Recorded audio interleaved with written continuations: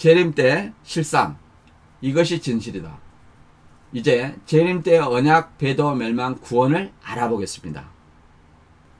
재림 때 유재열의 배도 멸망이 장막성전에서 있었는가? 이만희씨는 유재열이 장막성전에서 언약하고 배도 멸망을 했다고 주장하고 있습니다. 과연 장막성전에서 유재열씨 언약, 배도, 멸망이 있었을까요? 그들의 주장을 알아보겠습니다. 유재열은 사실 계시록 13장의 장막성전이기 때문에 장막성전이라고 간판을 붙인 것이 아닙니다. 이것은 이만희씨의 일방적인 주장입니다.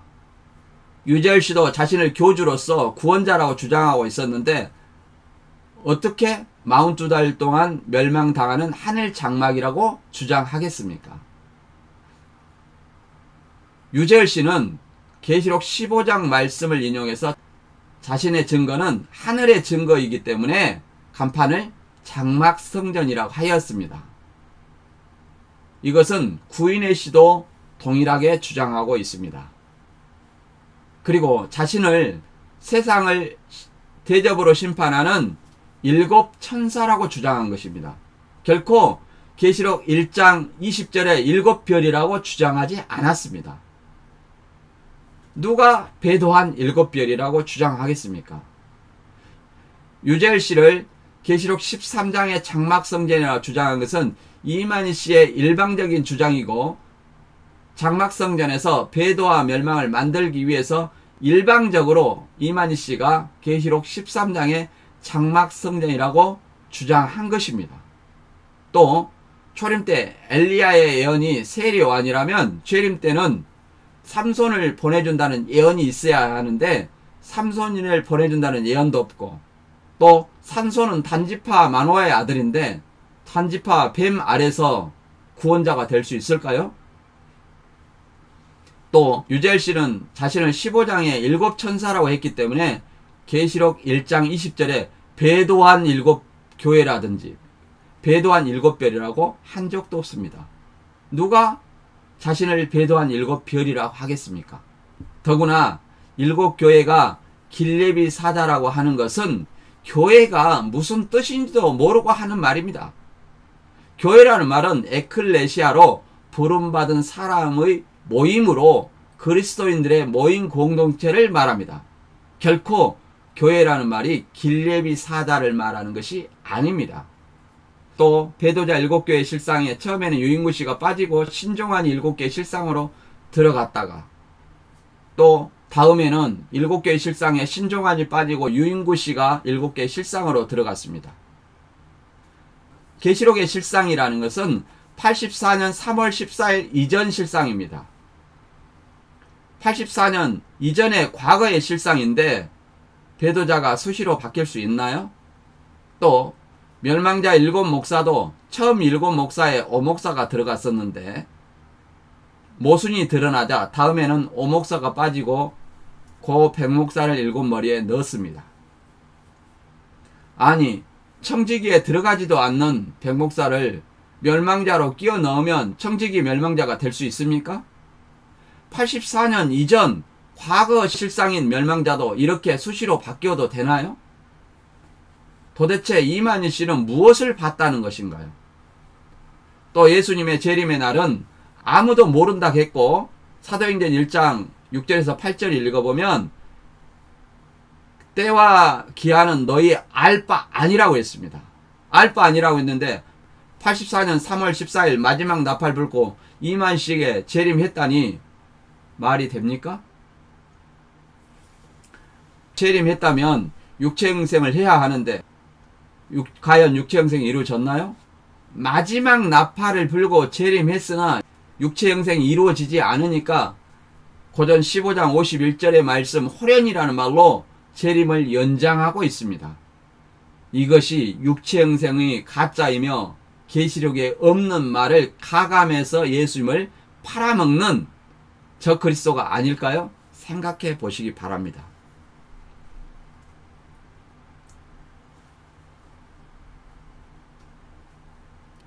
이만희 씨는 재림 때 7별 7 사자의 언약, 배도, 멸망과 구원의 사건을 주장합니다. 그럼 신천지 이만희씨가 주장하는 장막성전에서 배도 멸망 구원에 대해서 알아보겠습니다. 이만희씨가 계시록 1장 16절에 예수님 오른손에 7별이 있었고 이 7별은 7교회의 사자로 유인구씨와 동맥을 자르고 언약한 7별 7사자라고 말합니다. 7별이 유인구씨와 7사자라는 증거는 장막성전에 7별을 붙이고 역사했기 때문에 7별이었다고 주장합니다. 언약의 내용은 유인구씨에게 순종하면 3년 반 안에 이루어 준다는 것이 언약의 내용입니다. 그리고 이들이 배도했다는 것은 계시록 2장 4절 5절에 처음 사랑을 버렸고 예수님 손에서 떨어진 것이 배도라고 주장합니다. 이 배도를 유인구씨와 7사자가 14년 만에 80년 3월 14일에 배도했다고 말합니다. 그리고 반시 6개월 후 80년 9월 14일에 계시록 13장 1절 이하의 말씀처럼 7머리 10뿔 짐승이 하늘장막에 들어가서 비진리 주석으로 42달 동안 멸망을 시켰다고 주장합니다. 이 7머리 10뿔 짐승은 청지기 교육원 7목사와 10장로를 말한다고 합니다. 그때 구원자로서 계시록 10장 8절에서 11절 말씀처럼 표노인 책을 받아먹은 새 요한인 이만희씨가 멸망의 42달이 끝난 84년 3월 14일부터 밀한대로서 장막성전에 들어가 배도자와 멸망자의 정체를 드러내어 싸워 이겼다고 말합니다. 어떻게 싸워 이겼느냐고 말하면 유재열식에 네가 배도자다, 오목사에게 네가 멸망자다 라고 정체를 드러내어 싸워 이겼다고 주장합니다. 그리고 그 이긴 자를 따르는 보리석대 곧 사대에 있는 몇 명을 통해서 이만희씨 피로 새 언약을 했으며 이긴 자를 통하여 영적 새 이스라엘 12지파 14만 4천을 인쳐서 모은다고 주장합니다. 과연 장막성전에서 배도와 멸망과 구원의 실상이 있었을까요? 몇 가지 생각해 볼 것은 첫째, 동맥을 잘라서 첫 언약을 했고 그 내용은 유인구씨에게 순종하면 3년 반 안에 이루어 준다는 시한부가 성경적인 언약일까요? 둘째, 예수님이 이미 6월절 밤에 12제자와 새 언약을 했는데 이만희씨 피로 새 언약을 다시 세울 필요가 있을까요? 또 새 언약이 신약의 예언인 요한계시록일까요? 아니면 6월절 밤에 제자들과 세운 새 언약일까요? 셋째, 초림 때 예루살렘 성전은 육적 성전이고 재림 때 영적 성전이 장막 성전일까요? 아니면 예수님과 믿는 자가 성전일까요? 넷째, 초림 때 엘리야의 예언으로 세례 요한이 출현했는데 재림 때 삼손을 보내준다는 예언이 계시록에 있나요? 또 삼손은 단지파 마노아의 아들로 단지파는 뱀인데 뱀이 길예비를 했다는 말이 있나요? 초림 때 길예비 사자가 세례요한 한 명인데 왜 재림 때는 7명이나 길예비를 해야 하는가요? 초림 때 길예비 사자가 엘리야인 세례요한 한 명인데 왜 재림 때는 7명이나 된다고 할까요? 또 재림 때 7명이나 길예비를 한다는 예언이 과연 있나요? 어느 것이 성경적인지 한번 생각해 보시기 바랍니다. 이만희씨는 재림 때 유재열의 과천 장막성전에서 언약 배도 멸망이 있었다고 주장합니다. 과연 과천 장막성전에서 동맹을 자른 피언약과 배도 멸망이 실상으로 성취되었을까요? 재림 때 유재열의 언약 배도 멸망이 장막성전에서 실상으로 있었는가 알아보겠습니다. 첫째, 유재열의 동맥 피 언약을 첫 언약이라 할 수 있는가? 계시록 1장 16절에 예수님의 오른손에 7별이 있다는 말이 언약이라고 하는데 여기서 말하는 언약이 유인구씨에게 순종하면 3년 반 안에 이루어진다는 말입니까? 성경의 시한부가 언약이 될 수 있는가요? 과연 유인구 씨에게 순종하면 3년 반 안에 이루어진다는 이 말이 과연 예수님의 오른손의 7별 언약일까요? 둘째, 장막 성전이 영적 헤롯 성전이 될 수 있는가?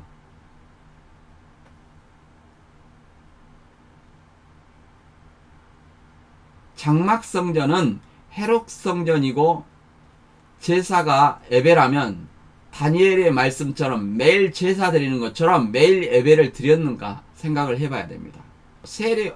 초림 때 길레비 사자 엘리야로 세리완 한 사람인데 재림 때 단지파 삼손과 7교회가 길레비 한다는 예언이 있는가?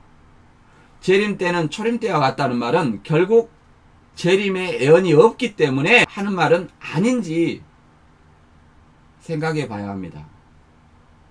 넷째, 7사자가 7갈래로 도망간 것이 베드로라면 80년 9월 청지기 7목사가 장막성전 7사자를 쫓아낼 수 있는가? 청지기 7목사가 장막성전 7목사를 쫓아내지 않았어도 멸망이라 할 수 있었을까요?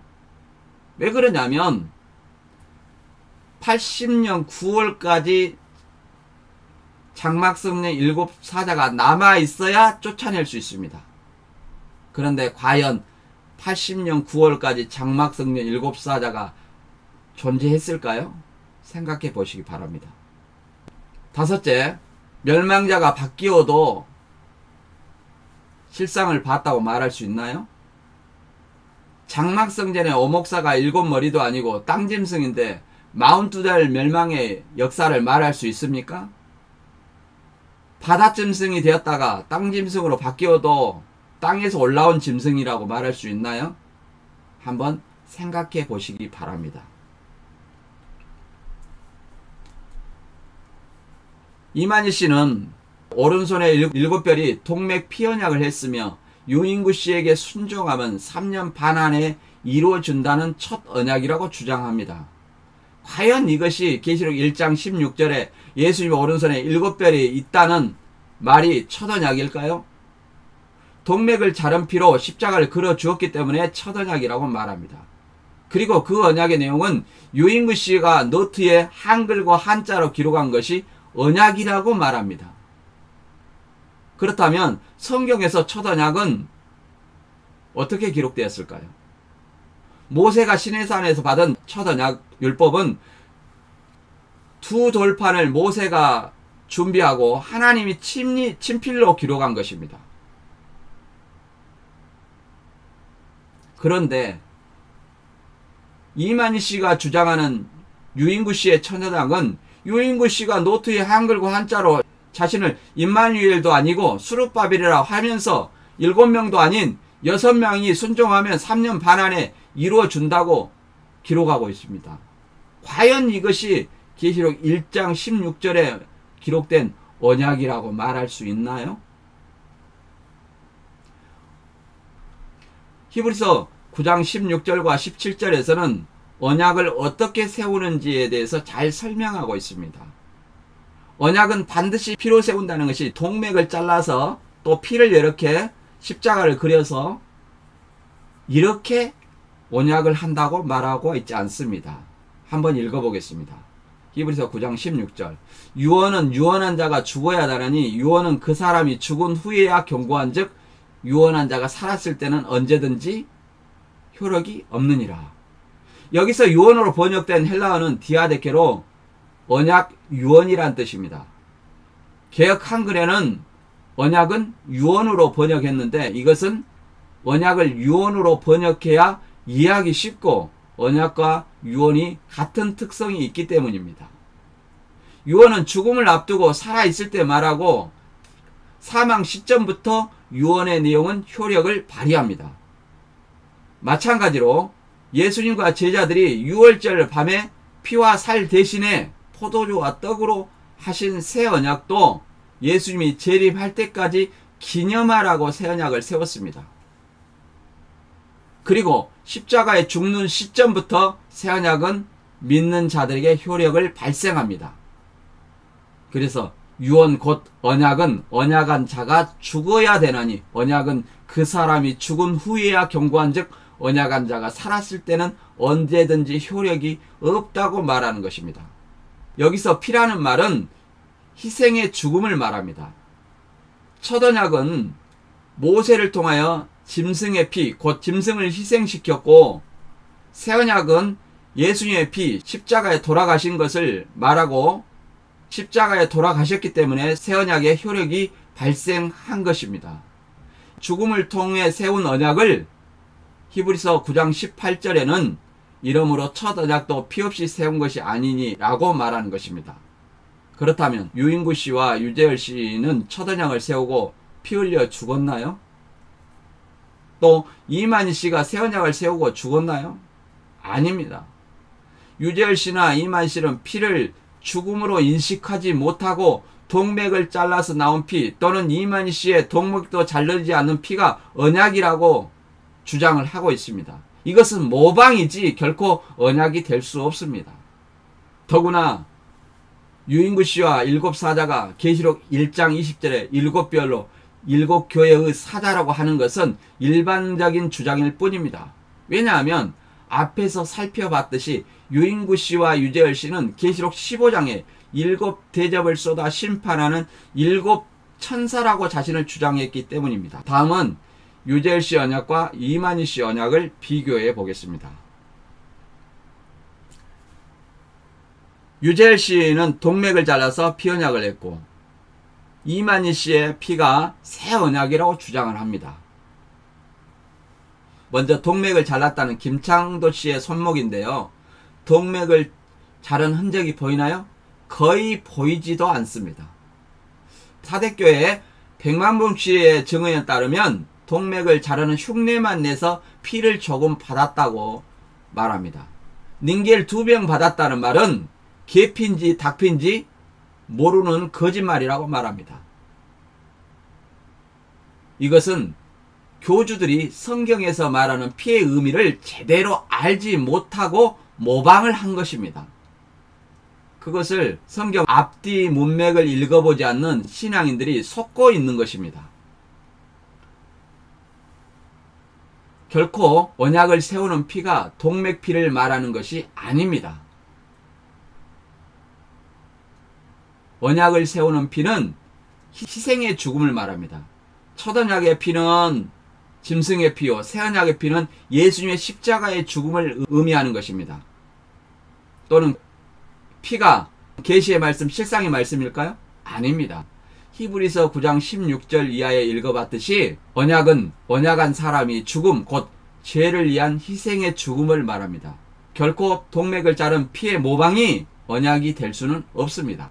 언약의 내용도 한번 비교해 보겠습니다. 유인구 씨가 노트에 한글과 한자로 게시받았다는 내용을 낙서처럼 기록한 것을 언약이라고 인정해야 될까요? 그 언약의 내용을 한번 읽어보겠습니다.